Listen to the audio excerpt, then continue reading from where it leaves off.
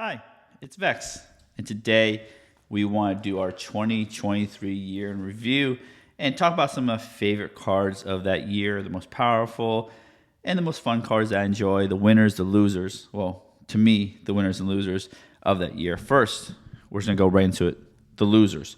So, as you can see here, this huge pile of the Microsynth Gardens. That is right. I predicted this as the number one card of Fxia All Will Be One. Right here. It's just simply a land task for a colorless. One tap, add one mana of any color. X tap, the Microsynth Gardens becomes a copy of target non-token artifact you control with mana value X. And the reason I thought it would be so good is it's another Soul Ring in your land slot, and it can add any color in a pinch. And I heavily, as you can see, I have over 150 copies. These are about 8 each, right, in a penny sleeve. So they're not just one, they're 8 copies of this card. Heavily speculated on this card to be very good. And I wanted to add this to a bunch of my decks. However, this is when speculation goes wrong.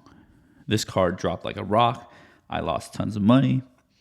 And this card didn't appear in as many decks as you would think, because there's tons of utility lands. Then copying a Soul Ring, you have to have the Soul Ring in there. I think Urza Saga is a better land that'll get you the Soul Ring versus this is make a second copy of a Soul Ring you have.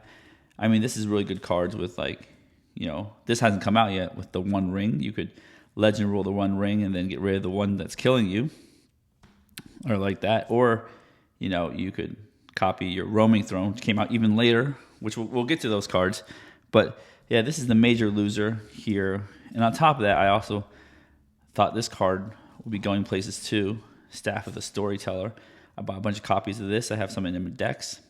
And these are losers from Fxia All Will Be One, and then All Will Be One Commander. This is when this ETB makes a 1/1 spirit. When you create one or more tokens, put a counter on Staff of the Storyteller, white tap, move a counter, draw a card. So it's essentially, you pay 2 mana, you get 1/1, pay 3 mana, tap, you get draw a card. So it's like a 3 mana, 1/1 ETB, draw a card. Those kind of white cards. I thought this would be good too, because a lot of token makers everywhere, but this is kind of slow. It's still fun to play.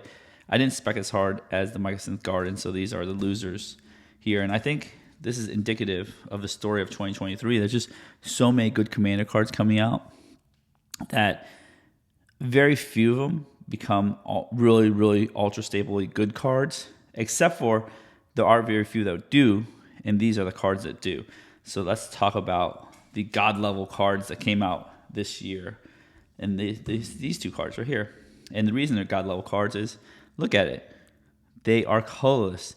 They go in every single commander deck. And this is what I call the broken of 2023. Let's actually see what the One Ring does. Hopefully everybody knows it. Indestructible, 4 generic, which is insane, hard to get rid of. When ETBs, if you cast it, you gain protection from everything. You're untouchable, essentially, for a turn. That's part of Teferi's protection. At the beginning of your upkeep, you lose 1 life for each burn counter on the One Ring. Tap, put a burn counter on the One Ring, then draw a card for each burn counter on the One Ring. So this is kind of like the Soul Ring threat. I mean, it's a ring, right? It's a ring threat, Soul Ring threat. You play it, you draw 1 card, you get protection from everything. Then next turn, you take a damage, which is fine. It's like Phyrexian Arena, you take a damage. You tap it, draw 2 cards.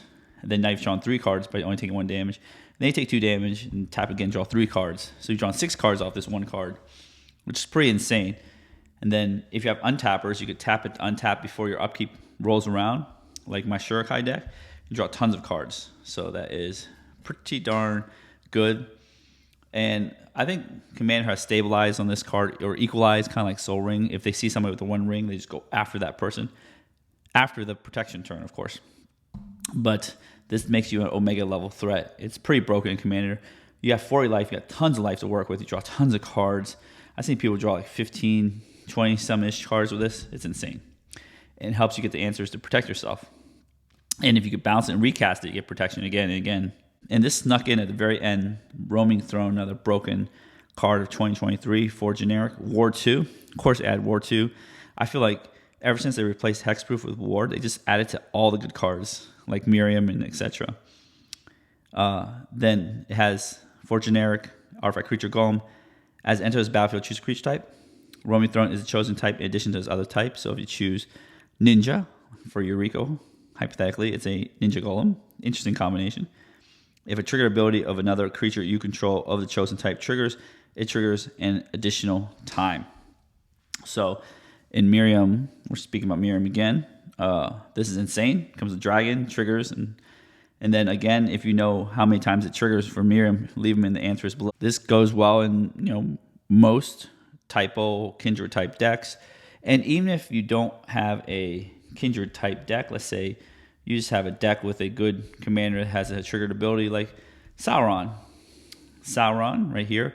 The ward ability is also a triggered ability too. So if you named, let's see here, Avatar Horror, the ward here will trigger twice. That means to kill Sauron with Roaming Throne on the battlefield, you have to sacrifice 2 legendary artifacts or creatures. Insane. And then Sauron would trigger multiple times whenever an opponent casts a spell, Amass Orcs 1, so you get to do it twice. And then this happens twice when an army you control deals combat damage to a player. That ring tempts you twice. And whenever the ring tempts you, you may discard your hand. If you do, draw 4 cards twice. That might not be as useful, but if you draw 4 cards you don't like, you can discard and do it again. So that is pretty insane if you name your commander, but it's really good in Kindred decks. Everything triggers over and over again. Busto, because it is for colorless, goes in every deck. So those are the 2 most broken cards of the year. And since I read Sauron, I think I said it right, because I think people in the comments thought I said Sauron, like the Sauron, the Dark Lord, or Sauron from Innistrad. Sauron. Hopefully I'm saying it right. 3 blue, black, red, Grixis colors, legendary creature, Avatar Horror. I've read most of this right here. These are my favorite commanders of the year. Sorry, I'm going a little out of order here. Getting too excited. Now, Elishnor, Mother of Machines, and Sauron. I always have to make sure I say it right into the microphone. It's one of my favorites because this guy is very generically powerful. I mean, they're both powerful. Let's just be honest. I like powerful things. Both powerful, hard to kill. It's got insane ward ability. You got to sacrifice a legendary artifact like the One Ring, or a legendary creature like Elishnor to kill it. Then, anytime an opponent casts a spell, you make your orc, and it gets bigger and bigger and bigger and bigger. That's cool. Then, whenever an army you control deals combat damage to player, ring tempts you. Or you could get tempted by the ring in other ways, but when the ring tempts you, you may discard your hand. If you do, draw 4 cards. So Sauron's really cool because it wants you to do a lot of things. It does things when opponents do things. It's hard to kill. It draws you cards. It's super fun. I really love that card. Elishnor and Mother of Machines, 4 and a white, 4/7, so it's huge. Legendary creature, Phyrexian Praetor. Vigilance. If a permanent entering the battlefield causes a triggered ability of a permanent you control to trigger, that ability triggers an additional time. And guess what? You put another one of these on. This doesn't double trigger the replacement effect. So this, doesn't really work with Elishnor, but it could work with the things that are in your Elishnor deck if you have a Praetor deck or whatever. So that'd be cool. Then permanents entering the battlefield don't cause abilities of permanents your opponents control to trigger. So even if they have a Roaming Throne, the thing won't trigger. So this, I love it because it's a mean card. Let's just be real. People love ETB effects on creatures, lands, artifacts. Everything has ETB effect now. Even our favorite card, the One Ring ETB effect, this doubles ETB effects. So shutting them down is super fun when I play Elishnor and people grumble and they're just like, "Argh," and then you're like super happy because you get to play, your Staff of the Storyteller and get double spirits. That's pretty neat. Your tokens make double counters. Well, no, they don't. Haha. I'm not a judge, but I believe they don't. Anyways, super fun to shut things down. So those are my favorite commanders of 2023. Broken, favorite. These are staple cards. White has been really good this year. These are most staple-ish cards of 2023, I believe. We have Mondrak and Clever Concealment. I love Clever Concealment over Teferi's Protection a lot of times because it's free. Let's read it. 2 white, instant, convoke. Your creatures can help cast this spell. Each creature you tap while casting the spell pays for 1 or 1 mana of that creature's color. So if you tap 2 white creatures and 2 whatever creatures, you can play it for free. Any number of target non-land permanents you control phase out. Treat them and anything attached to them as though they don't exist until your next turn. So somebody does a board wipe, somebody's going after you, killing your creatures, you could just tap, Mondrak, Elishnor, and Sauron, Roaming Throne, convoke this out, phase them out. Somebody's doing board wipe, phase all the creatures out, save them. This is a really good way and a free way because Teferi's Protection, you can see it a mile away. If you have 3 mana open with 1 white, they're just like, maybe Teferi's Protection. This is hard to deduce because you have every 4 creatures untapped. And then that's it. No lands, or 2 lands untapped and 2 creatures untapped. So I think it's a super good, stable card. I consider this every time I consider Teferi's Protection. I really love this card. And this actually came out in Fxia Commander. And I wish I got more of these versus, this card. And then we have another card that came out in Fxia All We One. Fxia All We One is pretty good and bad for me. Got this card, this card, this card, these cards. So, but, not bad. Mondrak, Glory, Dominus. If 1 or more tokens would be created under your control, twice that many of those tokens are created instead. So it doubles your tokens, kind of like Anointed Procession. Same casting cost, I believe, except for it had extra white. I'm not exactly sure. We'll see. Hopefully, if I'm wrong, correct me in the comments. 1, Phyrexian White, Phyrexian White. This is a good way to do Phyrexian right here in abilities, not casting cost. Sacrifice 2 other artifacts and or creatures. Put an indestructible counter on Mondrak. And the Phyrexian can be paid with white or 2 life, and it's a 4/4. I really like this because it has a way to protect itself. I know indestructible doesn't mean as much as it used to be with Farewells and etc. and Sunfall and wherever. But indestructible does mean something. I know it can get swords. But there are destroy effects out there, and I think it's cool. It doubles your token, gives you a way to protect itself, and secretly gives you a way to sacrifice things. So this is good in those Orzhov sack decks or Aristocrats type decks. So, and double token, and it's a 4/4 body. And you know what 4/4s can do? Attack. So I think that is cool. Those are my staple cards of 2023. Then to the favorite section. These are my favorite cards that came out in 2023. These are cards I just love to have around, love to play. And they're really recent. Some are really recent too. One is a little older, from Atali Primal Conqueror from March of the Machine. And if you know me, you know this channel, one of the things I love doing the most is stealing opponents' stuff. People get really bitter when you take their cards and play it against them. And this does exactly that in a very, very fun way. 5 red, legendary creature, Elder Dinosaur, trample. When this ETBs, each player exiles cards from the top of their library until they exile a non-land card.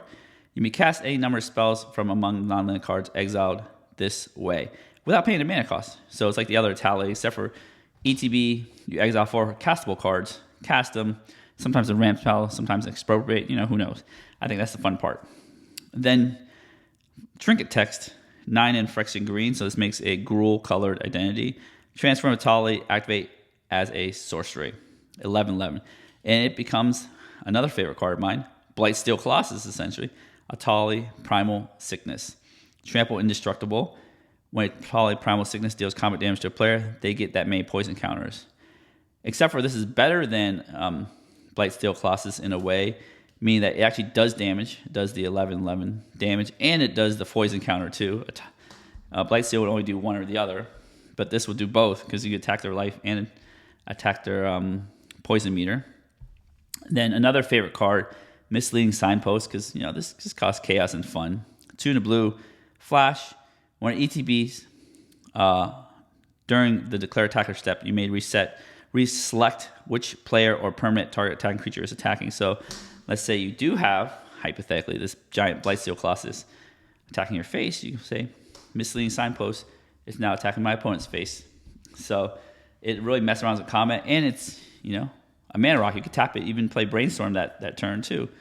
So I think that is pretty neat there to mess with combat and be a mana rock. And you can just play on turn 3, on the regular. Or you can flash in at the end of the turn if you had a mana leak or something. Or a counter spell you didn't need to use. You can flash in at the end of turn, be a mana rock, tap for a blue. So I think this is really neat card. I think this competes with Midnight Clock, but I think you can play in both decks. It's pretty neat. And what I really love that they've printed recently, or hopefully they're trying to print more, and I wish they would print even more, is things that help monocolor decks. Monocolor decks are one of the weakest set of decks because of the color restriction. They can only play one color versus like playing Sauron, you can play 3 colors and you have more optionality of cards. And Throne of Eldraine, not the set, the card, really helps that, and I really, really like that. 5 generic, legendary artifact. As it enters a battlefield, choose a color, white if you're playing Elishnor. Add 4 mana of the chosen color. Spend this mana only to cast monocolor spells of that color. So it's kind of like a Gilded Lotus plus 1 mana, but it can only cast, let's say you name white, you can only cast white spells. That's fair, but it has a cool text. It's 3 tap, draw 2 cards. Spend only mana of the chosen color to activate this ability. So you got to spend 3 white mana, but you get to draw 2 cards. So it's a card draw at the end late game when you're flooded with mana, and it's a much better Gilded Lotus when you're playing a monocolor deck. Now, if you're playing a monocolor deck with artifacts, this doesn't work that well, but I just really love how they just push things in the direction of monocolor. All right, so those are my broken cards of 2023, favorite commanders, most stapley cards, favorite cards, and my huge loss of 2023. Tell me what your favorites, best, worst, least favorite, happy place, sad face, anything of 2023 in the comments below. And I will see you in 2024. And you know what? It is 2024 right now. So happy New Year's to everyone. And I hope everyone has a wonderful day.